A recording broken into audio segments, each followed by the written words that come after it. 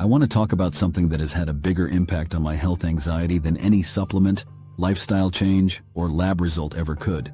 And that's cognitive behavioral therapy, CBT. If you're anything like me, you've spent far too many hours Googling symptoms, replaying conversations with doctors in your head, and interpreting every little twinge, ache, or bump as the start of something catastrophic.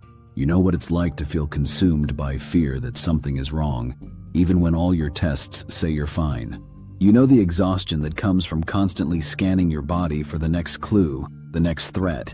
And maybe, like me, you've tried to control it with information, with routines, with reassurance, but the anxiety always creeps back in. CBT changed that for me.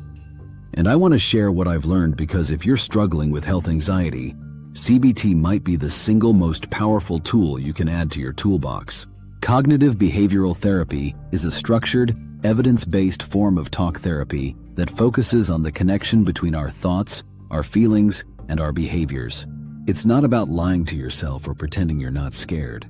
It's about identifying the distorted thinking patterns that fuel your anxiety and learning how to challenge and reframe them so they lose their power over you. Here's the thing.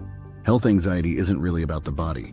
It feels like it is. It's physical, it's visceral, it's overwhelming, but it starts in the mind, and CBT treats it at the root. One of the first things I learned in CBT is that people with health anxiety often fall into predictable thought traps. These are automatic, irrational patterns of thinking that feel completely true, but actually make our anxiety worse. For example, catastrophizing, assuming the worst-case scenario is not just possible, but likely. Like getting a mild headache and thinking, this is definitely a brain tumor. Or confirmation bias, where you seek out only the information that supports your fear, ignoring everything else. Like Googling headache brain cancer instead of headache from stress or dehydration. CBT teaches you how to spot those thought traps when they happen, and it gives you the tools to challenge them, not by forcing positive thinking, but by practicing realistic thinking. So instead of spiraling into what if, you start asking, what's more likely?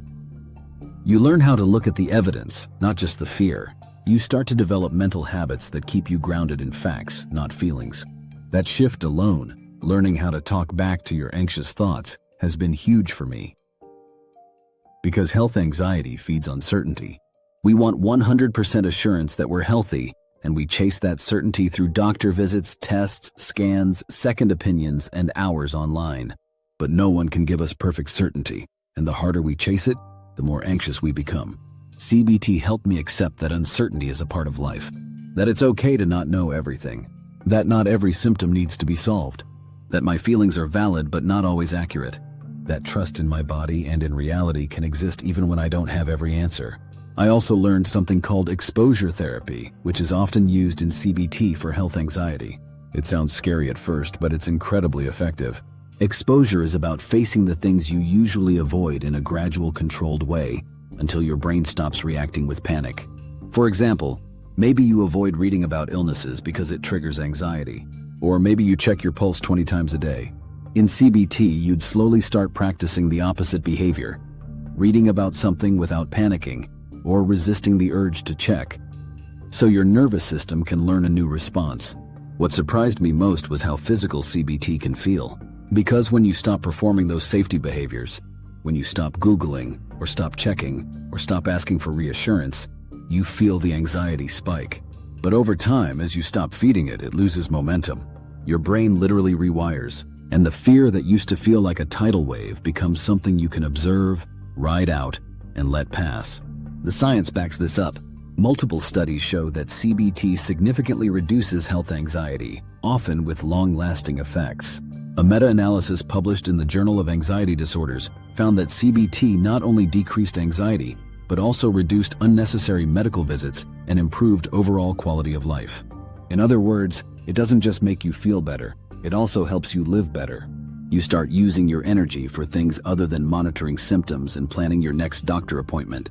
So how do you actually get started with CBT? First, the gold standard is to work with a licensed therapist trained in CBT, ideally someone who has experience treating health anxiety or somatic symptom disorders.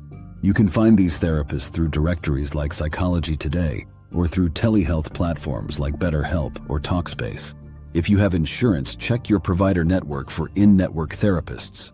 But if therapy isn't accessible to you right now, don't worry. There are fantastic self-guided options too. Books like the Health Anxiety Workbook by Taylor and Asmundson or Overcoming Health Anxiety by Noyes and Feigenbaum walk you through the same principles you'd get in a therapy session. There are also CBT-based apps like Mindshift, Bloom, or WorryTree that can help you practice techniques daily. The key is consistency. CBT isn't a quick fix. It's more like mental weightlifting. You have to practice regularly to build new habits. I started with just 10-15 minutes a day, writing down my anxious thoughts and working through the CBT model. What triggered me? What was the automatic thought? What evidence supports or refutes it? What's a more balanced thought I can use instead?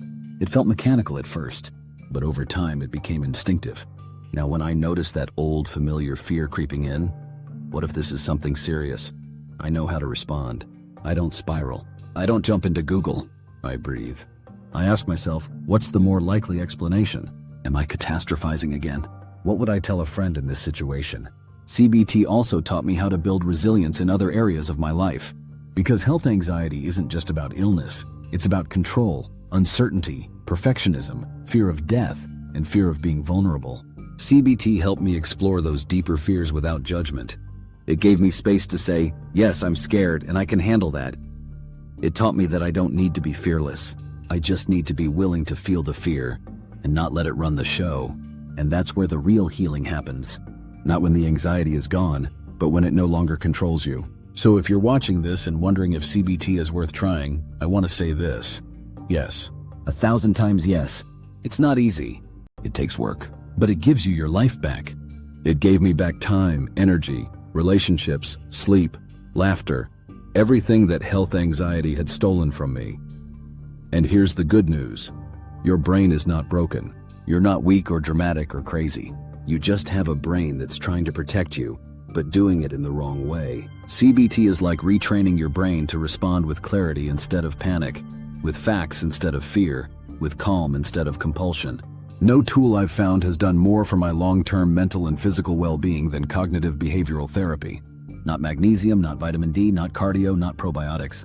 Those things matter, but this is the foundation. Because if your mind is in a constant state of alarm, it doesn't matter how healthy your body is, you'll never feel safe in it. With CBT, you can start to feel safe again. You can stop being at war with your thoughts. You can learn to trust your body. You can learn to live, not just survive.